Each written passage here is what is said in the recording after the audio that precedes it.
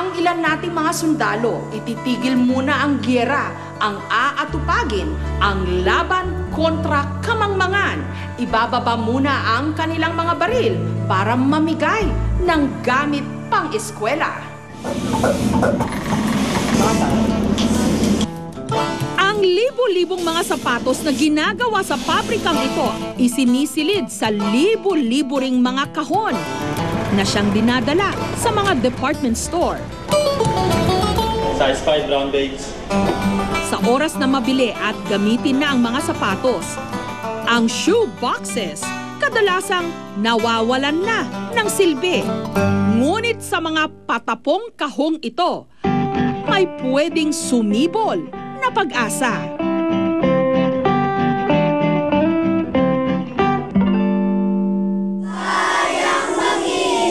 Isa sa pinakaliblib na eskwelahan ng pagsanhan sa Laguna, ang Anipong Elementary School. Ang mahigit 50 mag-aaral mula sa 3 magkakaibang baitang, nagkakasya lang sa dadalawang silid-aralan at dadalawa ring guro. Contrast. Sa isang classroom, meron 3 grade level. Itong isang room na to, grade 4, 5, and 6. Sa kabilang room naman, yung grades 1, 2, and 3. Friday, Saturday. Ulitin, okay. Wala nang tatayo, please. Wala na. Okay, please. You're happy and you know it. Clap your hands. Clap your hands. Bilang tayo. Ready? 1, 2, 3, 4, 5. Kapag baryo, multigrade talaga. Kasi yung population ng barangay, kakaunti. So yung school, kakunti lang din ang population ng bata. So lahat kami dito, mga batang bata, ay 57. Mahirap kasi palipat-lipat, hindi namin matutukan ng todo o masyado ang mga bata. So minsan, tapos na yung seat work ng iba, nagkukwentuhan na sila kasi nandun pa yung teacher sa kabilang grade level. Kabilang sa mga estudyante ang magkakapatid na sina Ralph, grade 6, Hilario, grade 4, Giselle, grade 3, at ang bunsong si Renalyn, grade 2. Kinagabihan, binisita namin ang tahanan ng magkakapatid. Dahil wala silang kuryente, nag-agawa ng magkakapatid sa ningas ng mga gasera sa paggawa ng kanilang mga assignment o takdang aralin. Napansin naming pudpud na ang kanilang lapis. Luma na rin ang kanilang ballpen. Ang kanila namang notebook at papel, kung hindi recycled, gamit na. Yung malalaki. Mali. Tapos, wala kang pambura. Mali yan eh. Pudpud lalo papel mo niyan. Kailan nyo na siya mabibilang kaya ng bagong lapis po? Hindi ko alam kung kailan dahil wala naman akong hanap buhay para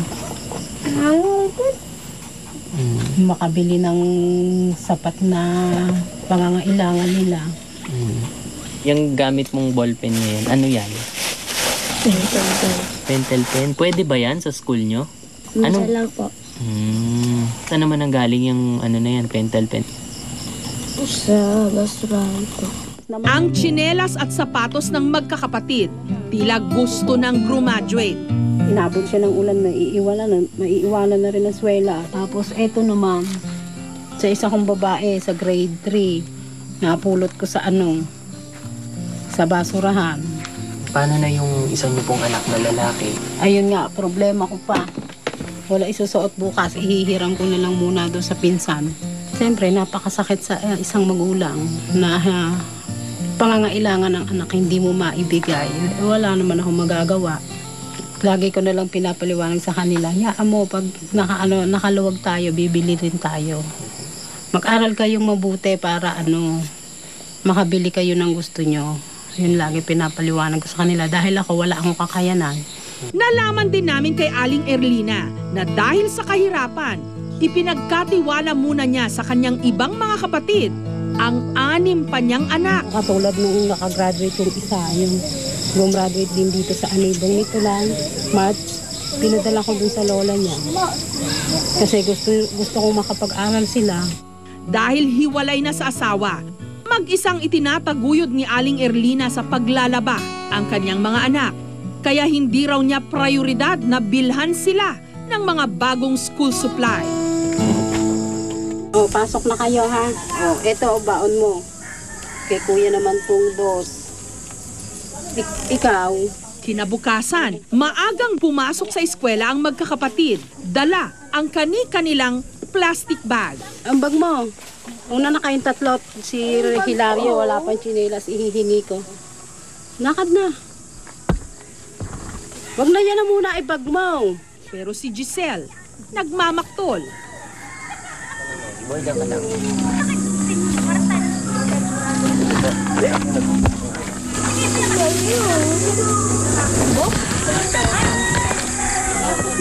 Mamaya kita bibigyang tama na muna yung bag mo pagka may pera na tayo sa bibili tayo. Sila nga, tinan mo, hindi maarte. Lakad na. Wa.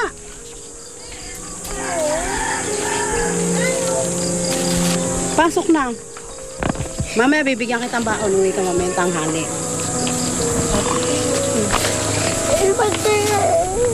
Tama na nga muna yan.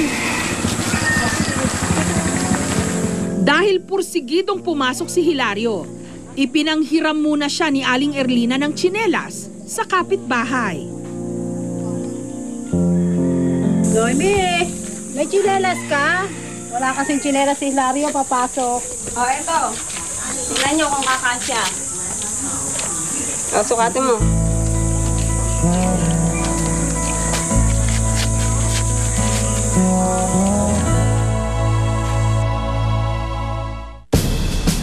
Dulot ng kalunos-lunos na kalagayan ng maraming mag-aaral, lalo na yung mga nasa kanayunan. Tinipon ng 4th Light Armor Battalion o 4LAB ng Philippine Army sa Lucena City sa Quezon Province ang kanilang buong puwersa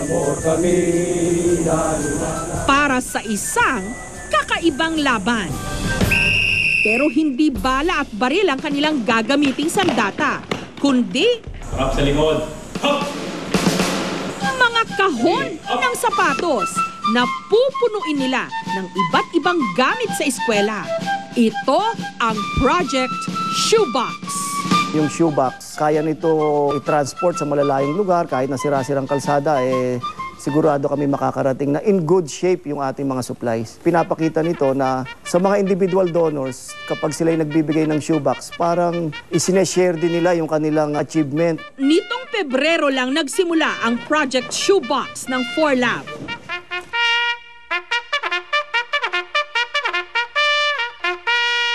Isang libong mag-aaral lang daw ang target nila noong matulungan.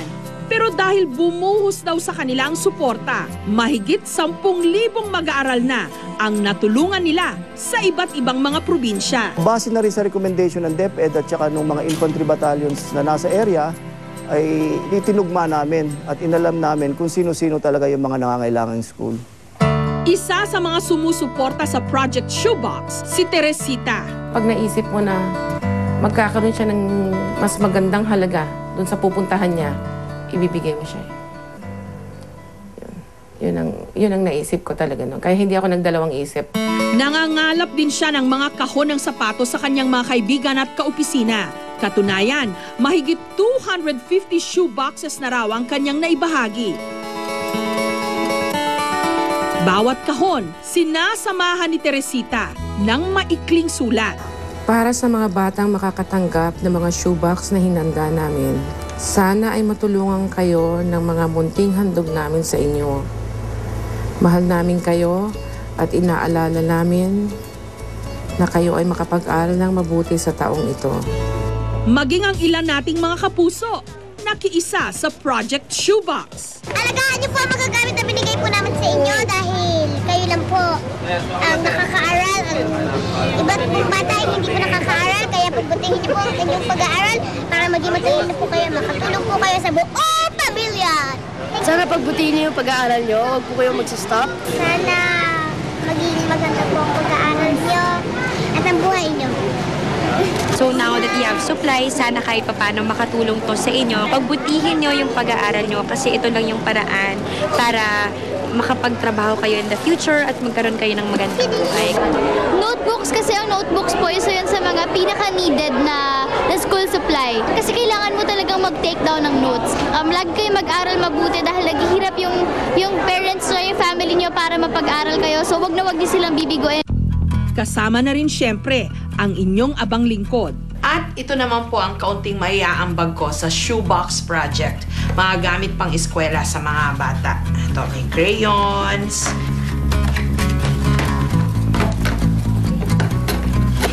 Ayan. Harito po. Para sa inyo.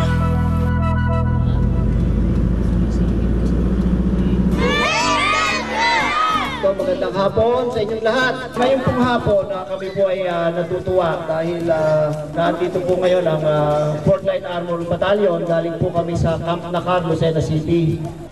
Kabilang ang Anibong Elementary School sa mga nabiyayaan ng mga bagong school supply.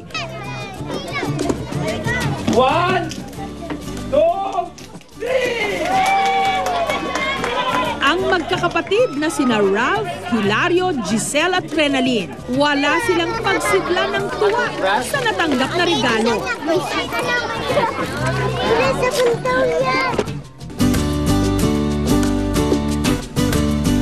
Yung kasiyahan na nakita namin sa kanila, ay doble naman yung kasiyahan na naramdaman namin dahil ito pagpapatunay na ang army na kagaya namin ay kaya pa rin gumawa ng ibang trabaho, no? Hindi lang yung pakikipaglaban. Ang isang kahon na itinuturing ng patapon. Malayo pa ang pwedeng marating. Hindi nalalayo sa pangarap ng mga estudyanteng Pilipino. Tila imposible, pero kung magpupursige, kayang-kayang abutin.